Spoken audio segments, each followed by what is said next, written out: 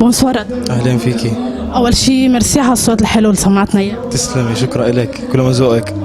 خبرنا من ساعتين تقريبا 3 ساعات اطلقت غنيتك بكره بترجع او خلقنا لبعض خلقنا اسم. خبرنا ليش هالتوقيت اخترت؟ حبيت اني اطرحها بالمهرجان اليوم، وحسينا انه هلا وقت انه نعمل اغنيه ثانيه، انه مش حابين نطول على الناس، عرفت كيف؟ زملائك اختاروها بقلب المهرجان، انت عملت على قناتك الخاصه على اليوتيوب، بعدين اليوم غنيت.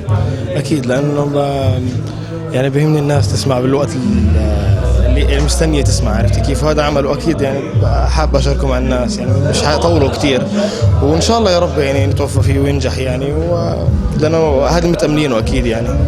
خبرنا ادم، هيدي من اول حفلاتك بلبنان ولا اكيد مش؟ اكيد هذا من اول حفلاتي بلبنان، وبصراحه تفاجأت كثير. يعني المحبه من الله الحمد لله، والله يزيدهم يا رب، وانا احبهم، ايدي راح احبهم اكثر كثير. تفاجأت والحمد لله يعني، الحمد لله. كيف كان الانطباع على المسرح؟ شفنا تفاعل الجمهور، شفنا جمهور في 10,000 تقريبا. اكيد جمهور ضخم، وما توقعت بصراحه انه اول ما غنيت طلعوا حافظين اغنيتي كلهم، كثير انا يعني حسيت شعور كثير حلو، يعني من احلى المرات انا بغني فيها بحياتي يمكن، واكيد بشكرهم فردا انه هلا حضروا. نعرف الفنان لما يطلع على المسرح بكون عنده هيدا الرهبه. بالنسبه لي لا، انا بكون مبسوط اكثر لما اطلع على المسرح واغني للناس، لانه بالنهايه انت بتغني عشان الناس يسمعوك، عرفتي كيف؟ فانا بالعكس انا بكون مرتاح كثير وبكون مبسوط كثير، وبحس اني انا بغني احسن كمان.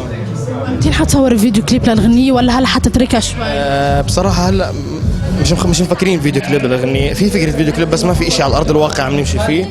اكيد لو في فيديو كليب اكيد يعني راح احكي قبل فتره عن تحضيرات، بس لهلا لسه مش مفكرين. وحفلات قريبه فيه؟ ان شاء الله في حفلات قريبه، بس لسه مش محددين برضه. ولا خبر عاجل شو بدك؟ أكيد. كل الناس اللي بتابعوك على خبر اكيد بحكي لهم بحبكم كثير، وشكرا لخبر عاجل على المقابله الحلوه، ويسلموا، شكرا وميرسي لك. تسلمي، شكرا لك.